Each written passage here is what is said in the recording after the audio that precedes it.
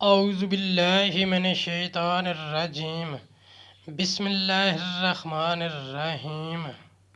السلام علیکم ورحمۃ اللہ وبرکاتہ۔ طالب علم ساتھیوں، اس سے پہلے والی ویڈیو میں ہم نے سورہ آل عمران کی آیت نمبر 54 تا 56 کے بارے میں پڑھا۔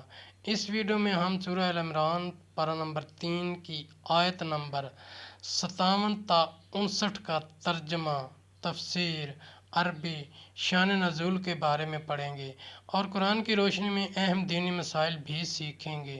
لنک میں نے اس ویڈیو کے ڈسکرپشن میں شیئر کر دیا ہے۔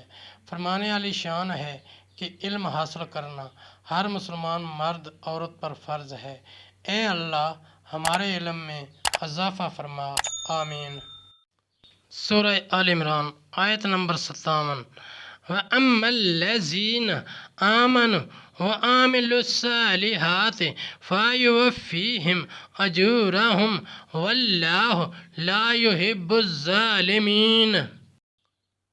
ترجمہ، اور وہ جو ایمان لائے اور اچھے کام کیے، اللہ ان کا نیک انعام انہیں بھرپور دے گا، اور ظالم اللہ کو نہیں بھاتے۔ آیت نمبر 58۔ ذَلِكَ نَتْلُوهُ عَلَيْكَ مِنَ الْآيَاتِ وَالذِّكْرِ الْحَكِيمِ۔ ترجمہ، یہ ہم تم پر پڑھتے ہیں کچھ آیتیں اور حکمت والی نصیحت۔ آیت نمبر 59۔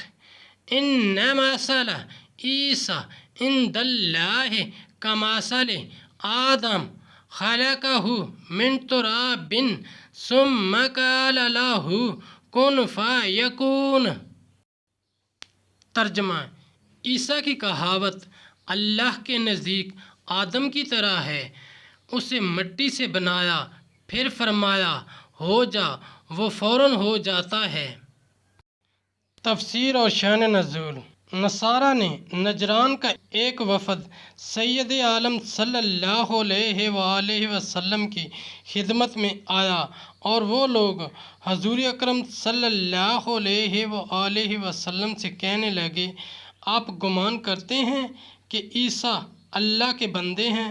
فرمایا، ہاں، اس کے بندے اور اس کے رسول اور اس کے کلمے جو کنواری بطول عذرا کی طرف القاء کیے گئے۔ نصارہ یہ سن کر بہت غصہ میں آئے اور کہنے لگے، یا محمد، کیا تم نے کبھی بے باپ کا انسان دیکھا ہے؟ اس سے ان کا مطلب یہ تھا کہ وہ خدا کے بیٹے ہیں۔ معاذ اللہ۔ اس پر یہ آیت نازل ہوئی اور یہ بتایا گیا کہ حضرت عیسیٰ علیہ السلام صرف بغیر باپ ہی کے ہوئے، اور حضرت آدم علیہ السلام تو ماں اور باپ دونوں کے بغیر مٹی سے پیدا کیے گئے۔ تو جب انہیں اللہ کا مخلوق اور بندہ مانتے ہو تو حضرت عیسیٰ علیہ السلام کو اللہ کا مخلوق بندہ ماننے میں کیا تعجب ہے؟ ساتھیوں، ہم نے قرآنی تعلیمات کو دنیا کے کونے کونے میں پہنچانا ہے، اس لیے آپ بھی لائک کیجئے، شیئر کیجئے، اپنے دوستوں اور اپنی فیملی کو میرا چینل قرآن ود ایڈیپیڈیا سبسکرائب کرنے کی دعوت دیجئے اور گھنٹی بجانا نہ بھولنا، تاکہ اگلی ویڈیو کا نوٹیفیکیشن آپ کو وقت پہ مل سکے۔